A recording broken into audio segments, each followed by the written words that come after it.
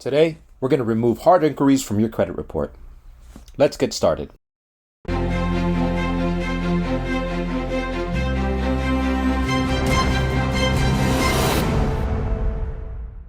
So let me explain to you who this is for. Anyone can benefit from this, but people with bad credit will benefit the most. Anyone with a 720 or lower, I'd say. When applying for a loan or a new credit card, each point on your credit score can have a significant impact on your interest rates. Removing hard pulls is one of the simplest ways to improve your credit score in as little as 24 hours. When you need financing, this can save you hundreds, if not thousands of dollars. So before I go over the steps, let me give you a quick rundown of what a hard pull and a soft pull are, so you have a better understanding of how everything works. To begin, a hard pull is a type of credit inquiry that has a negative impact on your credit score. If you apply for a loan or a credit card, you will most likely receive a hard pull, which will lower your credit score. It usually lasts a few months before self-resolving. Hard pulls usually last a maximum of 24 months on your credit report. It will be automatically deleted from your credit when the 25th month arrives. Now we'll look at soft pulls. Your credit score is unaffected by this type of inquiry. When you receive a pre-approval offers in the mail for credit cards or mortgages, this is an example of a soft pull. The main reason for pre-approvals is that they can get an idea of how good your credit is without being able to predict whether or not you will be approved. When you're trying to rent an apartment or apply for a new job, landlords and employers may do a soft pull on your credit to see how you're doing financially. If you ever sign up for any apps such as Credit Karma, or if your personal bank provides you with a FICO score, please let us know. This is referred to as a gentle pull.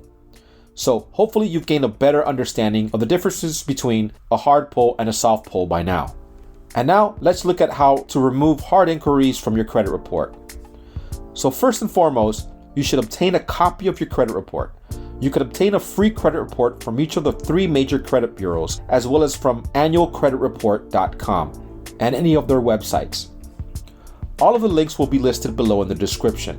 If you can't get one of these, another option is to download a Credit Karma app, which will show you all of the hard inquiries you've had in the last 2 years. However, they may not be completely accurate.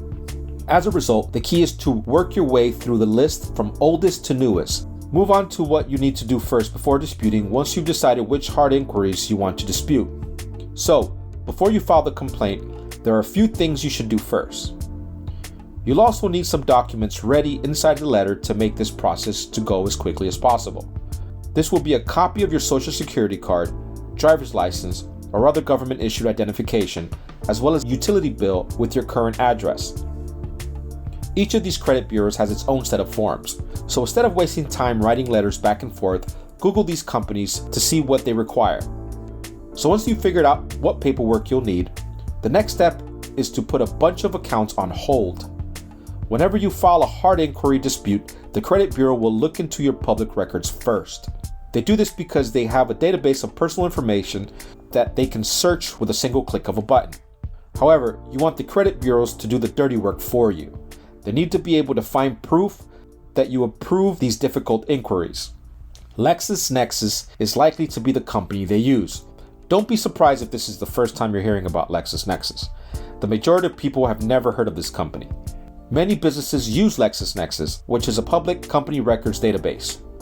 This company can provide information such as all of your addresses, previous property that you owned or sold, judgments, liens, relatives, and pretty much any personal information that you don't want others to know. So once you visit their website, you can request a freeze or opt out of the companies having access to your personal data. Keep in mind that when you're deciding whether or not to open a new account, such as a checking or credit card, the company you're applying for may use LexisNexis to request your personal information. If they are unable to obtain your LexisNexis report, your application may be denied, or they simply request that you lift the freeze so that they can gain access to your personal information. When should you unfreeze your account exactly? If you want to open new accounts, get a new job, or rent a new apartment, you should unfreeze your account first. Almost everything that necessitates the use of an application. They'd probably try to get your personal information from LexisNexis, but in the meantime, I'll keep your LexisNexis as personal information frozen. So, go to innovis.com and place the security freeze on your Envis credit report. Again, you may have heard of this company for the first time today, but it's just another credit bureau. TransUnion, Equifax, and Experian are the 3 largest credit card companies. However, there are 200 alternative credit reporting agencies that collect data and assist lenders in determining how risky of a borrower you are. The first company we'll discuss is Innovis. Because it collects similar data to the big 3, this company is often referred to as the 4th credit bureau. This company provides ID verification data, which is used by a variety of businesses to pre-screen potential customers.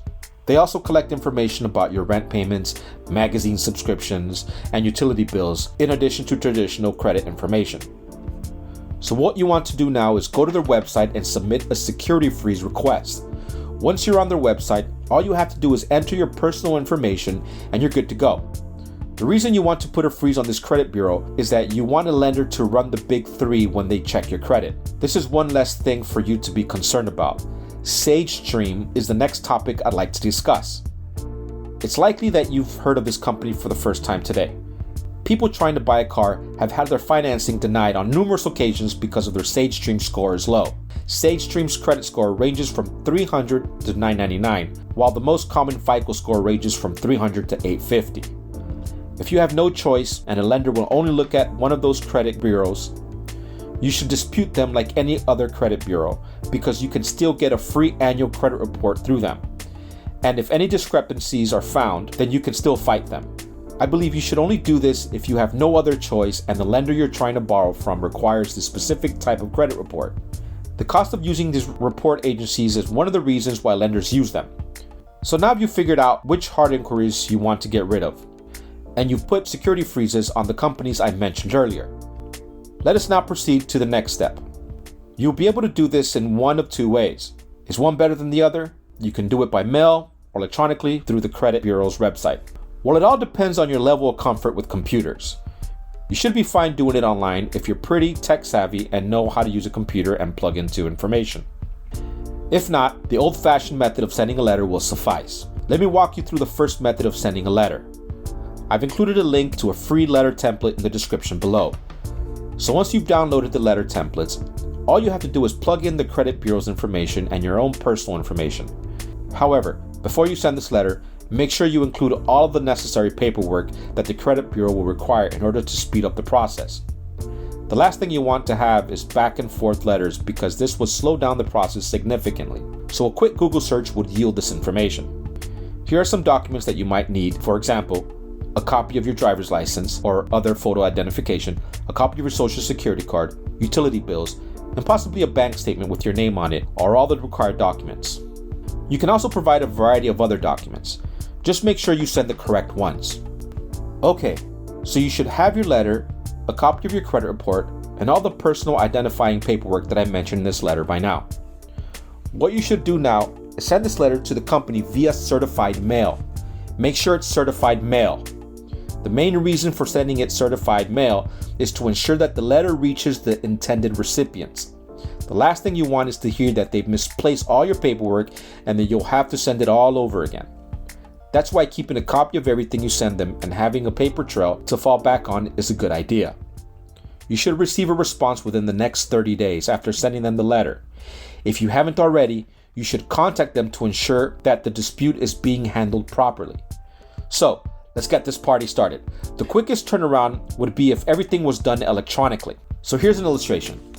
The process will be very similar if you do this online with whichever credit bureau you want to dispute. So let's go to Google and type Experian Hard Inquiry Dispute into the search box. I won't go into too much detail because this is fairly self-explanatory. After you've done that, you'll be taken to a new window where you can begin a new dispute. So now we'll move on to the sections that you want to dispute, but you want to concentrate on hard inquiries as you go through the list.